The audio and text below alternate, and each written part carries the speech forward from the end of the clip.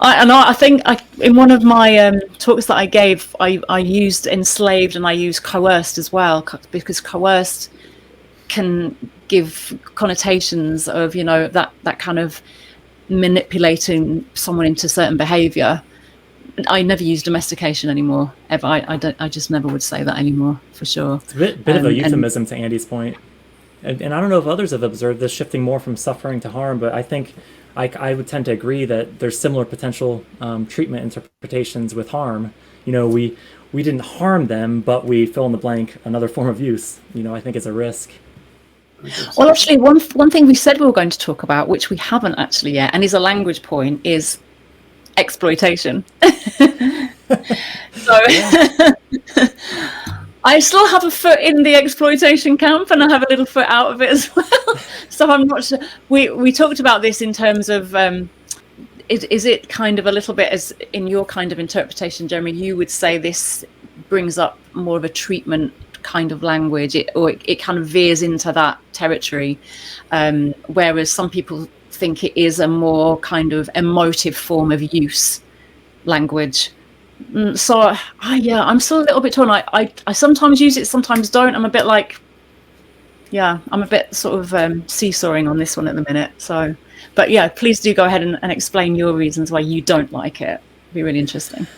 I think my biggest thing is, if we look at the flip it to test it in human terms, if we talk about ending someone's exploitation, we don't necessarily mean ending their use or means that they don't work at all. It just means not exploitation through what they're doing. So that's probably the biggest thing. And as we were having the conversation last week on this topic, if I look at my pre-vegan days, for many years, sadly, I bought the humane eggs and so on. I think if someone asked me, do you think there's exploitation going on here? And I would say, well, no, it says right on the carton, this is humane, cage-free, whatever else. So I do think there's a potential treatment interpretation, which is why I generally swerve it, and thinking that it's not necessarily all use is exploitative. I'm not sure the average non-vegan what they would think, but I know that it is common language. But I think the key thing is that we're asking ourselves these questions regardless of what we choose to do linguistically. You would have said that there was no exploitation in free-range eggs. For 12 years, from becoming start aware with these issues, before starting to live vegan, I did vegetarian and pescatarian and bought, quote, cage-free eggs and all this stuff, thinking that I was checking the box. And I wouldn't have, if I went back and asked myself, I don't think I would have said, oh yeah, this is exploitation, but I'm okay with it. I would have said, no, it's no exploitation. I've already taken these steps and I'm not exploiting them anymore. So which I appreciate is not what I would say today, but I think through a non-vegan's eyes, that would is then apply that you would say the same about, back then you would have said the same about the word cruelty, and you'd have said the same about the word abuse, right? To me, they're quite similar, yeah. Yeah. There is an interesting comment by Nisha on the chat, and co-founder of Respect Animal Sanctuary, by the way. Yes. Well done, Nisha. Blatant advertising. And I just say, usually I use oppression. I prefer. I mean, if I can use oppression, it's the most emotive and the strongest word of all, and it's universally understood. So oppression is.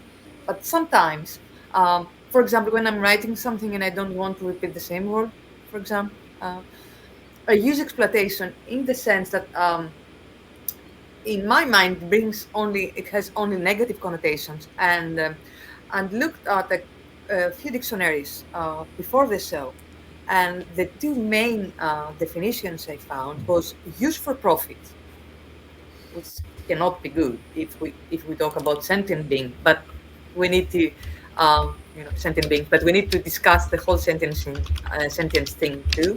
And the other one was immoral use for profit. I kind of like those underlying definitions better than the word itself, I'd say. I think if we can strip these things down to their objective core, that's what I try to do more often than not. Because I think if we have to go to an etymology or a dictionary or all these other sources, we might be venturing outside of what your average person might interpret it as. So yeah, it's a guessing game. Darts in the dark, right? We just have to try to throw the best darts. Also, that's our job, though, too, isn't it? We've got to push the peanut. So it's not as though we're going to stay in their comfort zone, because we wouldn't get anywhere if we did that, would we? it's a dilemma. I understand it. It's just that I'm a big fan, as you know, of the idea of ripening people up. So you can't just stick with where they are. I've never understood that. We've got to meet them where they are. Well, they're in McDonald's, and they're in the cultural speciesism. So, okay, well, we might meet them there, but we want to move them pretty quick, right? That's the point, isn't it? I thought you were going to say I'm a big fan of exploitation. I was waiting for that. Well, I am. If you want, I can bring this up. Now, this is... You had that ready to go, didn't you? Yeah. You forced me into it, Jeremy. You see, I mean, we've all been, because we knew we were going to talk about this, we've all been having a quite quick look at definitions, and Nella's been looking at Greek definitions of the word exploitation as well. So this here is saying what the definition is saying what exploitation means, but usually the verb is applied negatively, especially when applied to people, it says. And obviously we'd have a critique of that. When applied to people, it's always used negatively. And so it starts to mean things like, if you then think, well, who's an exploiter? That's somebody with the power to exploit. Who's exploited? Someone with less power and maybe without the power not to be exploited. So I think that word is usually interpreted, and that's basically what the dictionary is saying, is usually, but not exclusively, talked about in a negative way. And so in the little thing that I said, it said most often used negatively, and then in relation to people, it said always used negatively. And I think obviously when you look at this from Watson in 45, he's talking about it negatively, and there's no ambiguity, surely. Well, I guess for me, the fundamental question isn't if a negativity is attached to the word, because I think we could also say there's negativity attached to cruelty or abuse or suffering. But I guess to me, the two main questions are, is the language potentially speciesist, i.e. putting down our fellow animals rather than lifting them up? And does it have potential treatment implications?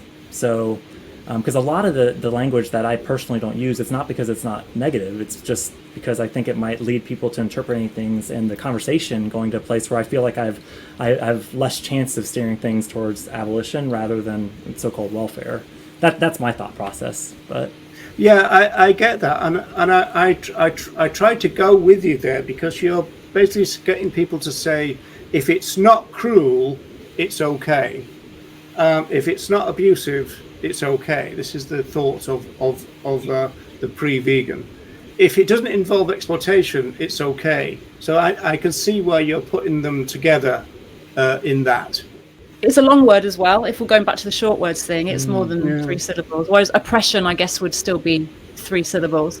But I think I kind of started to see where Jeremy was coming from in this, because I think it's going back to that humans and our fellow animals are not afforded the same status in our human societies.